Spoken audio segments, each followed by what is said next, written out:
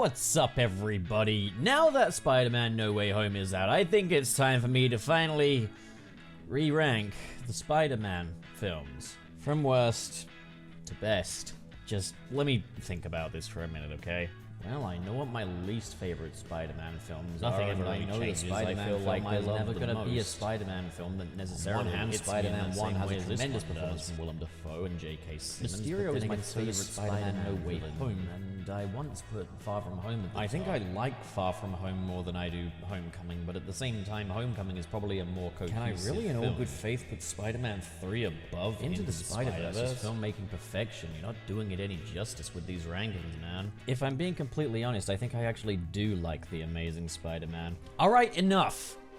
I can't keep pitting these films against each other. They weren't made for that. Yes, it's a dopamine hit to hear someone's opinion be so very diluted and concentrated down to its absolute rawest form, but this isn't it. I have far more feelings for these movies than I do what is best and worst. And in many ways, I love all of them. They only exist to entertain and to make me happy. Along with others like me, what is this obsession with pitting them against each other like it's this big gladiator match of these movies, when ultimately there is no victor, there is no loser, it's always subjective. And it's not like the victor suddenly changes, and it's not like the loser suddenly ceases to exist or something. And I can't even keep up the charade. I like the Amazing Spider-Man films. They've got some good stuff in there. And good or bad, they remind me of a time when I was younger and slimmer and most of my family was still alive. The Amazing Spider-Man 2 typified my college years. It was a hot summer's day and I saw it with all my college buddies and we went for drinks after, and it was a big deal. I can't just pretend like none of that ever mattered. I've never been an objective critic. And you know, I'm not a critic. I'm starting to realize that. I'm just a guy that really loves this stuff and loves to talk about it. So rather than rank these movies and try to find some semblance of objectivity or justify my own subjectivity, maybe I'll just talk about these movies and what I love about them. Just go through them one by one. And yes, ultimately I do still have one that sits closest to my heart at the end of the day. And I think no matter how good future Spider-Man films are, nothing's gonna change the fact that this one's always gonna be my favorite. And that is Sam Raimi's Spider-Man 2 from 2004. Nothing is ever going to topple that for me. Even if I got to make my very own Spider-Man film and I got to do it exactly how I wanted it, it wouldn't top this. Because when I was a kid, sitting in the cinema watching this film for the first time, it pretty much wrote the rules of what I love in movies. And I don't think any superhero film could ever do that for me ever again. But it wouldn't be fair of me to hold that against them. So what do? Do I make a ranking that completely omits Spider-Man 2? Or maybe it's time for me to just look past that dopamine hit of structured content that gets easy views. So today, we are not ranking every Spider-Man film from worst to best. We are celebrating every Spider-Man film. Now, I do hope to do more in-depth stuff, maybe podcasts on each of these movies at some stage. But for now, it's just quickly going through them. And just a reminder, these videos are made possible by my supporters on this platform. So if you do want to support me, be sure to hit that big, beautiful subscribe button. And be sure to check out the Patreon link in the description below. Starting with Spider-Man 2002, directed by Sam Raimi. Honest to goodness, this film has aged, but it's only gotten better because of it. I miss that warm, summery feeling of the early 2000s teen movie, where these teenage love stories are simplified to such a funny little degree that it all seems so innocent, in spite of the fact that two people really just want to fuck each other. Wow, what a way to start this. But that whole sort of girl next door fantasy with Mary Jane and how much Peter wants to be with her. It's so very pure, and I like that. And I like, you know, the scene where Peter talks to MJ in the hospital next to Aunt May after she's been attacked by the Green Goblin. And, you know, he's just making this really drippy little speech, which apparently Spider-Man said about how he's kind of a little in love with her. But things are, of course, complicated as she is in a not-so-serious relationship with Peter's best friend, Harry, and Peter's best friend's Harry's father. seems to be a super nice rich guy that really wants to nurture Peter's talents more than he does his own son, but he's got a Jekyll and Hyde thing going on, turning him into the Green Goblin. I haven't even mentioned the fact that Peter has spider powers, but yeah, the character dynamics from those sort of John Romita Sr. era of Spider-Man comics has been translated over to film in a really, really tasteful way. And it proves that these characters and their sort of little world they live in really works well on the big screen. But then, when we do enter the spider powers stuff, when we do enter the world of not Peter Parker but Spider-Man, it becomes this big, uplifting, triumphant blockbuster. As Spider-Man becomes this symbol for the every men, women, and everything in between of New York. Spider-Man 2002 is righteous. It is beautifully paced as well, might I add. The performances across the board are astonishing, and while it does the character drama so well and has a great sense of world building, the thrills are absolutely abundant in this one. While some of the deliberately hokey comic bookish dialogue might be a little difficult for the Gen Pop to swallow, it's only made better by its sequels moving in a slightly more mature direction with their dialogue, as it really kind of timestamps this one as the youngest days of Spider-Man. This is the infancy of the character. And overall, Spider-Man 2002 is an immaculately made film. Moving into Spider-Man 2, everything that made Spider-Man 1 work so well is still present here. That sense of world building, and this film has expanded that as well now that Peter has moved out into his very own apartment, and things are getting much more complicated between him, Harry Osborn, and Mary Jane Watson. We're seeing more of the implications of what Spider-Man is to Peter Parker in this one. That the great responsibility that comes with his great power is proving to be something of a burden, to the point where his subconscious is pretty much starting to lose that sense of power. The more he loses control of his life as Peter Parker, the more he loses his web powers. Like his body's trying to tell him something. And Peter is just constantly being slammed down in this film. His relationship with his best friend Harry is falling apart. He's come clean about him being responsible for Uncle Ben's death to Aunt May, causing things to get very complicated between those two. He no longer wants his Spider-Man responsibilities to come between him and Mary Jane, and he realizes that time has run out as she gets engaged to John Jameson. Once again, what makes this work so well is the character dynamics. In the first film, Peter's quite immature, quite innocent. In the second film, he wants to shed that and enjoy his adulthood, but Spider-Man is getting in the way of that, and that's such a really clever and well thought out character study on Spider-Man. The dichotomy between Spider-Man and Peter Parker is on full display here. And throughout the film, there's this theme of dreams. Peter Parker dreams of being with Mary Jane Watson. He dreams of the life of an ordinary person, no longer wanting to be Spider-Man. Then there's Doctor Otto Octavius, who dreams of using science as a gift for the good of mankind, renewable energy. And the film is very much about how sometimes you have to go steady and give up the thing you want the most, even your dreams.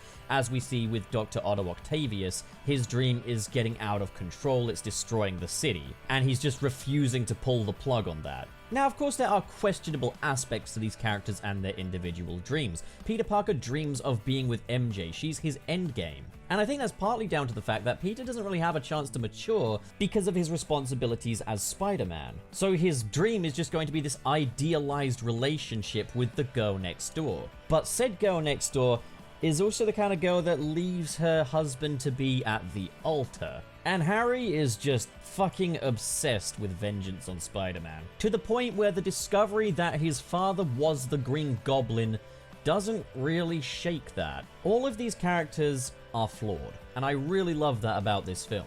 Not unlikable, well, I guess you could say that Mary Jane becomes pretty unlikable, but aside from that weak link, you know, they feel like proper natural flaws. But as we can see, yeah, Spider-Man 2 has matured up quite a bit from Spider-Man 1, even through its dialogue. One of the first things you notice is that while there is some silly, goofy dialogue here and there, which is obviously very deliberate, it is for the most part a much more natural feeling film. But as well as that, the overall confidence in the direction in this film is on full display. Spider-Man 1 was confidently made. This film is just brimming with confidence in Sam Raimi's direction. Everything that made the first film compelling and thrilling has been dialed up to 11 in this one. And while I think there are definitely conversations to be had about Mary Jane Watson, Spider-Man 2 is everything I want from a film. And it's a film where I wouldn't change a single thing about it. It is, in my opinion, perfection. Absolute mastery of the superhero genre. Then we move into Spider-Man 3, where all of the aforementioned flaws of the main trio of characters, being Peter, MJ, and Harry, start to really come to boiling point. Harry now ready to take up the mantle of the new Green Goblin. Peter now with MJ, but still not fully matured as a person, and still not really seeing the reality of what his dream of being with MJ actually is. And because of that, becoming quite neglectful of the reality of Mary Jane's emotions. And because of that, naturally, Mary Jane complicates things by cheating on Peter with Harry.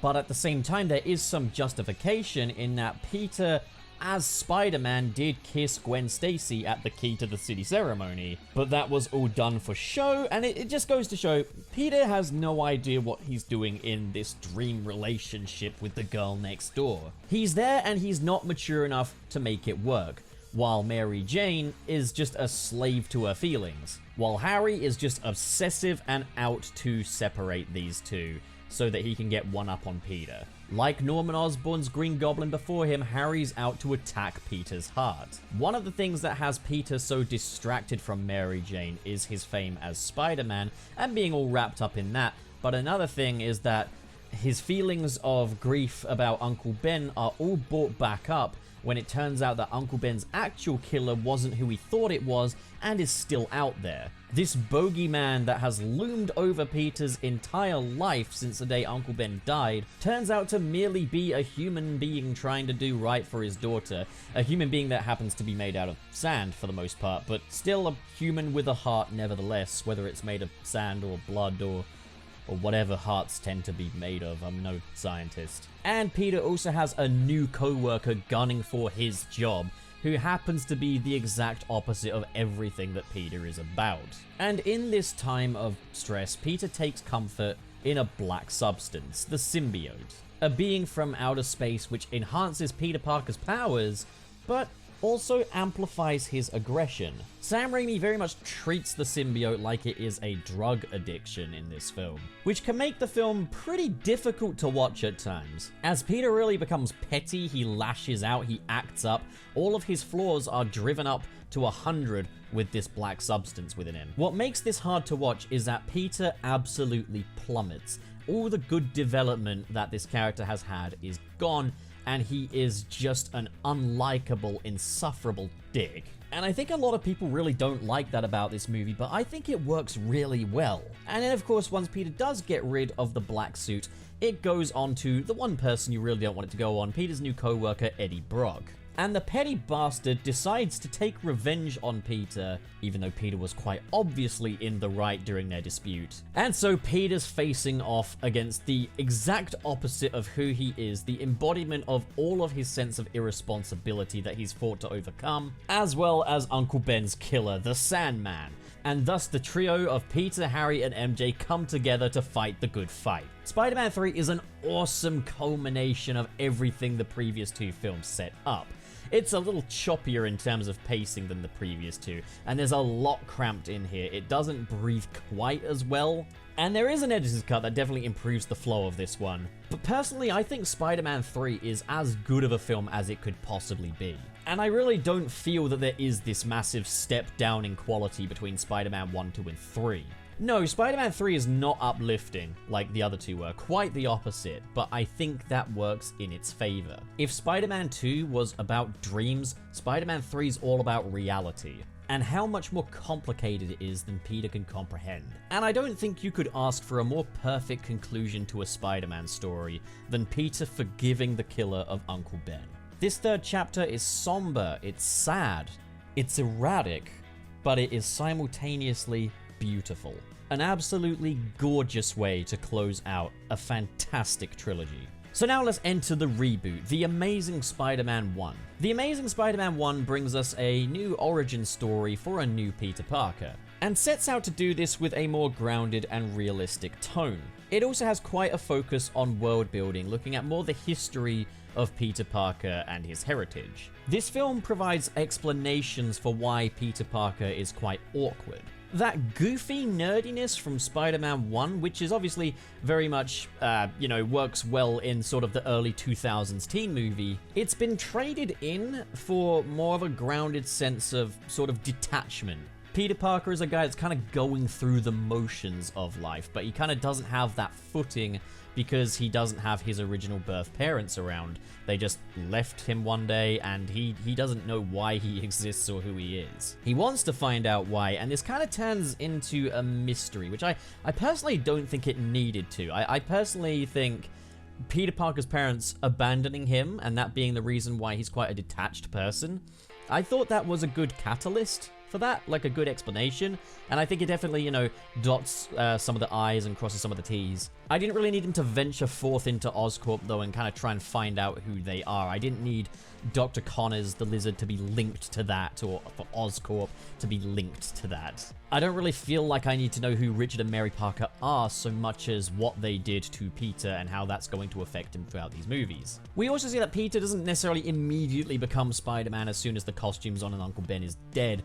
There's a lot of working out what kind of person Spider-Man is going to be, and there's a lot more characters in this that kind of impart those lessons of great power and responsibility on Peter, not just Martin Sheen's Uncle Ben, but also Dennis Leary's Captain Stacy. Very much the anti-vigilante father of Peter's love of his life, Gwen Stacy. And yeah, there's no awkward sort of dream romanticized relationship between Peter and Gwen in this one. They get together quite quickly, and they just have a chemistry that they run off of, So there's definitely some elements in there that kind of have different priorities to what the Raimi trilogy had. Then there's the character of the Lizard, who was just a strange choice for a more grounded, realistic, Nolan-esque take on Spider-Man. Now, I must admit, I think the Lizard's actually done pretty well. I've heard a lot of people say, he's quite a half-baked character and everything, but nah, I thought Rhys Ifans' Dr. Connors was compelling.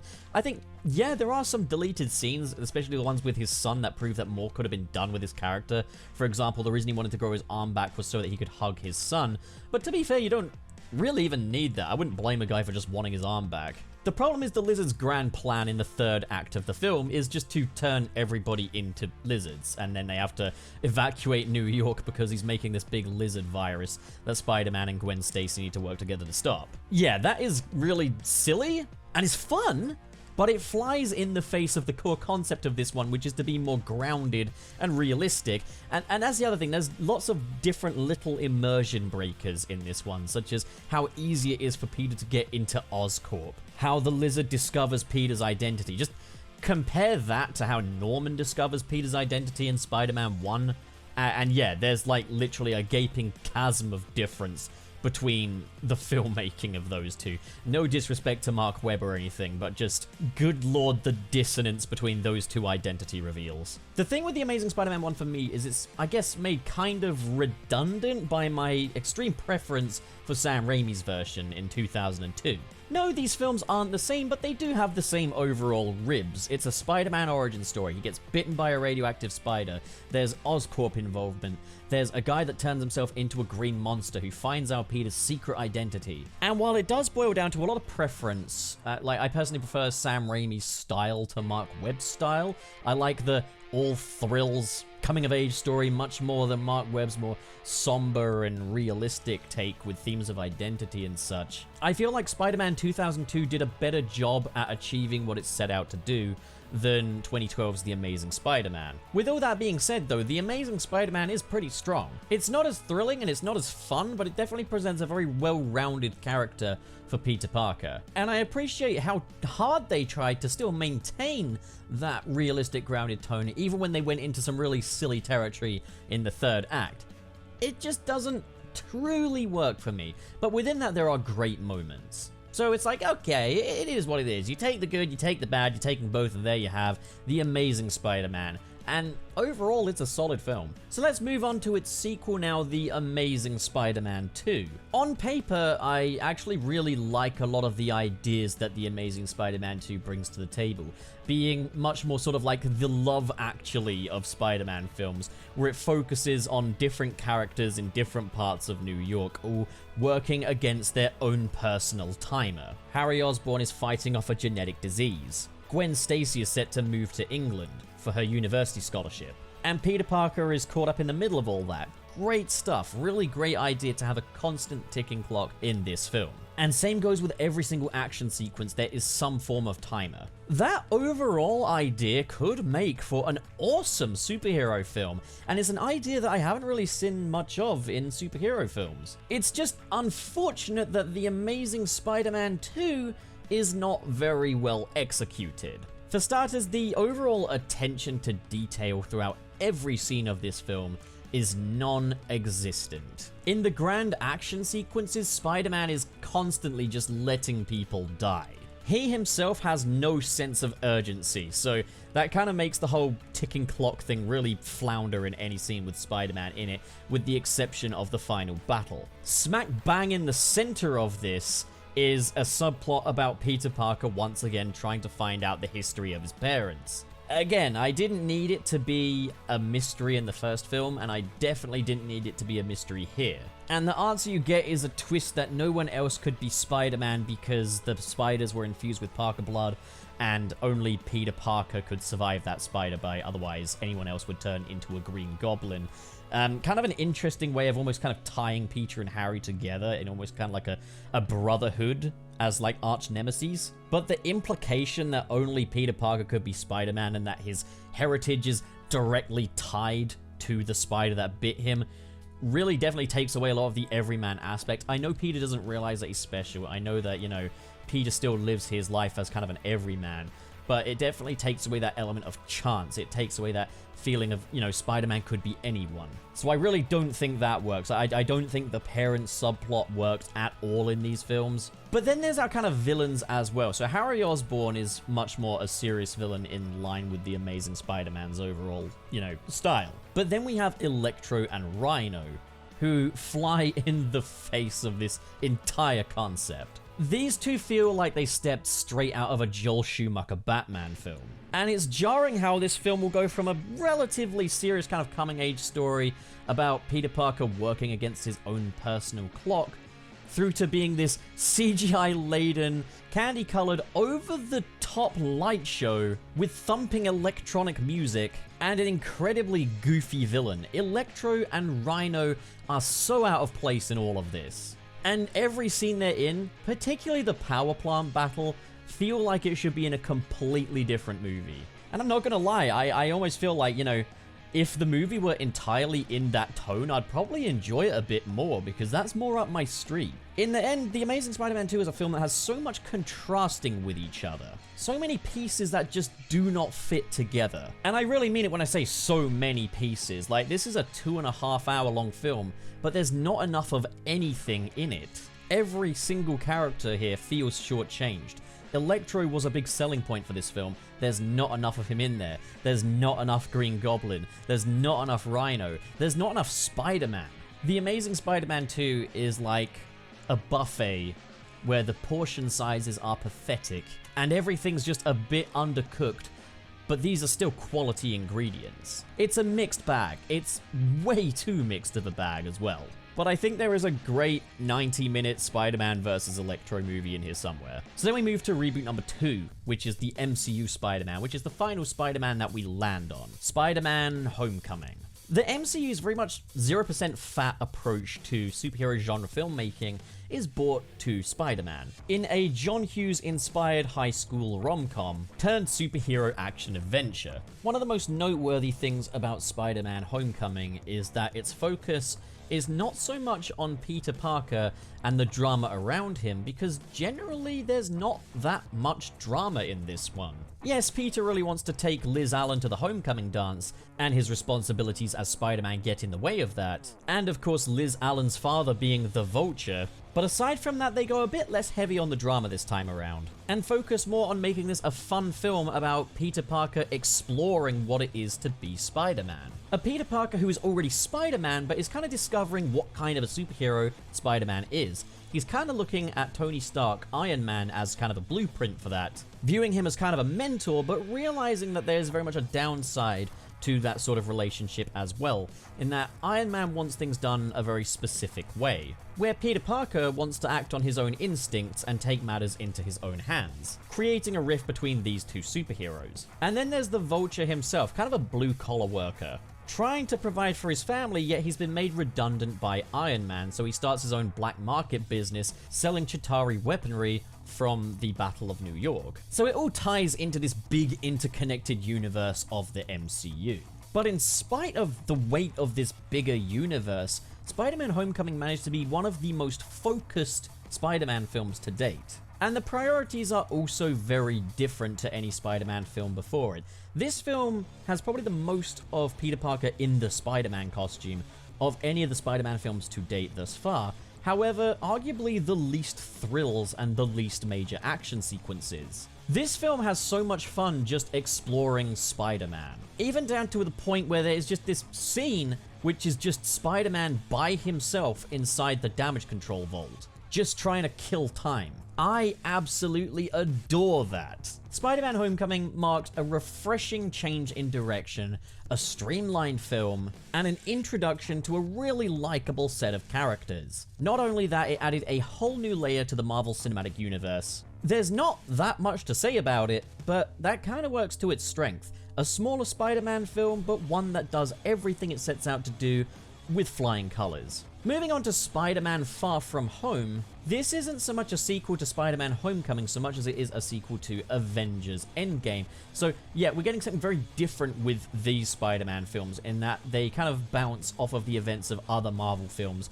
rather than necessarily being direct sequels to each of the Spider-Man films, if you get what I'm kind of going for there. After the death of his mentor Tony Stark, Peter's confidence has taken quite a hit, and he wants to take a break from being Spider-Man. Not only because he feels he can't live up to it, but he now wants to focus on his relationships, his friendships, and his school trip. But of course he doesn't get this much needed break, as he needs to battle alongside Mysterio against the Elementals, who are ravaging Europe. The thing is, Peter trusts Mysterio more than he does himself, and he entrusts Iron Man's legacy unto Mysterio. Not realizing that Mysterio isn't really a superhero, in fact, he's a dangerous psychopath masquerading around as one. And Peter has basically just handed Mysterio a satellite full of deadly drones, which he inherited from Tony Stark. So now he has to step up and clean up his own mess. And he does so, but Mysterio still ultimately gets the last laugh, because in his dying breath, he reveals Peter's identity as Spider-Man to the entire world. Spider-Man Far From Home is very much a middle chapter. It takes things up a notch from Spider-Man Homecoming, particularly in terms of action. However, the film is kind of more happy to expand upon previous arcs with this Peter Parker than it is to establish anything particularly new for him. This is Spider-Man battling it out with someone who has a grudge against the rich and powerful, namely Tony Stark. As well as that, there are a few little immersion breakers in this one where I feel like the comedy is just a little bit too much. To the extent where Peter's secret identity during certain scenes is almost kind of treated as a joke.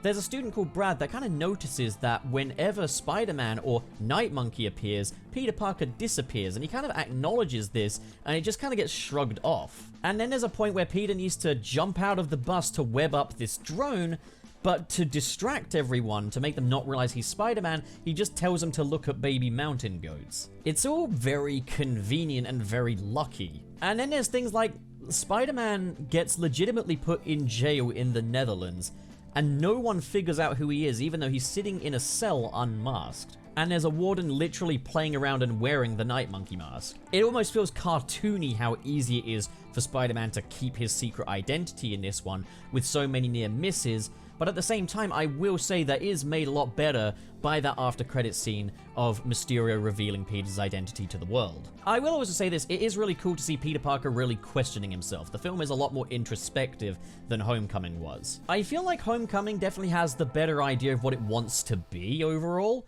but Far From Home definitely steps things up a notch in a lot of different areas, enough for me to say I do like it a bit better.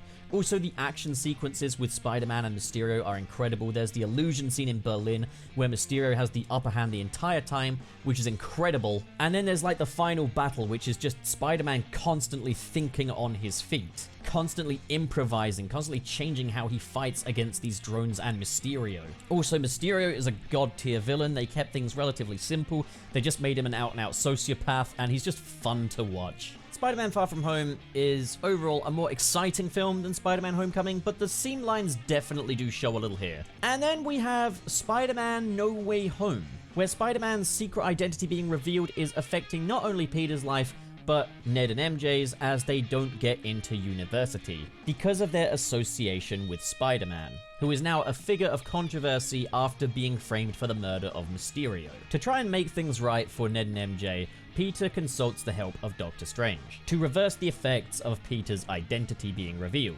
But put it this way, magic and spells aren't exactly Peter's forte. He kind of interferes a little too much, resulting in the opening of the multiverse, and everyone that knows Peter Parker is Spider-Man from every other universe is converging. A barrage of Spider-Man villains from the past all converge on the MCU, but with the knowledge that many of these villains would die upon returning home to their home dimensions, Peter decides to take it upon himself to try and cure them to better equip them for life back home, much against the wishes of Doctor Strange. This of course costs Peter in the long run though, as the Green Goblin does kill Aunt May. And so Ned and MJ enlist the help of two other Spider-Men, Tobey Maguire and Andrew Garfield, to step up and to help Tom Holland's Spider-Man through his darkest hour. But of course, the Green Goblin disrupts the final magic spell using a pumpkin bomb, tearing the universe apart, and the only way to reverse this is for Peter Parker to sacrifice his secret identity, not as Spider-Man, but as Peter Parker, so that the enemies would no longer converge and no one would know who Peter Parker even is. Doctor Strange tells Peter early in the story that the problem is him trying to live two different lives, and by the end of it, there is no Peter Parker, only Spider-Man. So Spider-Man No Way Home, I can see why this would make the top of a lot of people's favorite Spider-Man movie lists. Like, it's got pretty much a little bit of everything from all the previous Spider-Man films, so if you like them all, well, it's all here. And while the story isn't airtight, there's definitely a few little cracks here and there. It's the kind of movie where every single scene is fun. I like everything that's in this movie. It's also incredibly heavy. It's a much darker Spider-Man film than the two MCU Spider-Man films that came before it. What I think is so impressive about Spider-Man No Way Home is that it manages not only to be a satisfying conclusion to the MCU Spider-Man high school trilogy, but also a satisfying finale to all of the live-action Spider-Man films thus far. It gives us closure with the Spider-Men of Tobey Maguire and Andrew Garfield. It gives us time to reconnect with these villains. And it's a film where Spider-Man is making things better for those around him, people that don't even live in his home dimension, at his own expense. This film truly understands what it is to be Spider-Man, but it takes it on a cosmic level. It is a truly magnificent blockbuster, an absolutely spectacular achievement, and easily the highlight of the Marvel Cinematic Universe in my opinion. A total love letter to Spider-Man's Hollywood history. So there we have it. All 8 live-action Spider-Man films. I think I did these movies justice. At least I hope so anyway.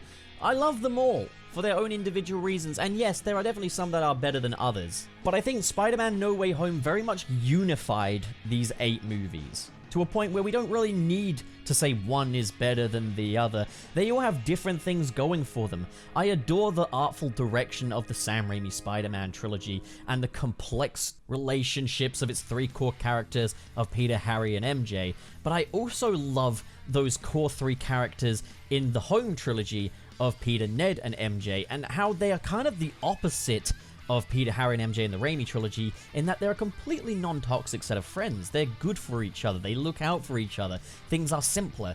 But yet, while kind of polar opposites, both films manage to demonstrate everything it means to be Spider-Man and everything that encompasses these characters.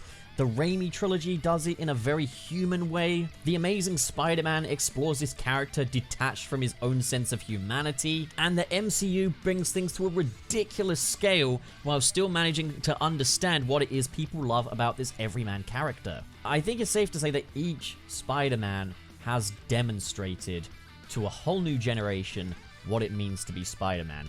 And I have been lucky enough to grow up with the Sam Raimi movies and grow up alongside these three Spider-Men.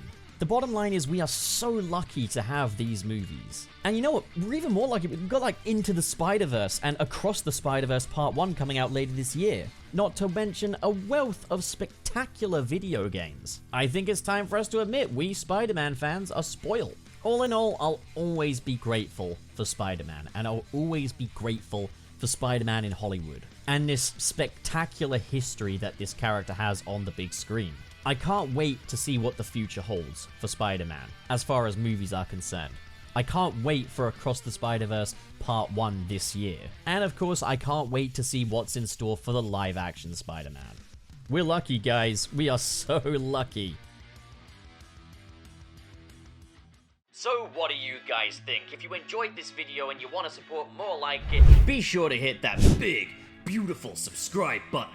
And of course, in the description below are links to different social media feeds, including the Patreon. If you're feeling extra generous, like the following people, who are JK Strife, Marcus Ward, Sirius the Skeptic, Biotin Arts, Mr. SP, David 20 Covers, Sergio, John Comey, Shodin, George is Lost, Legendary Ray Ray, Cheesemaster769, Adam Myers, and Fayalan Schwarzentraub. Thank you guys, you are the best of the best, but as for the rest of you, thank you so much for watching, guys, and have a great day.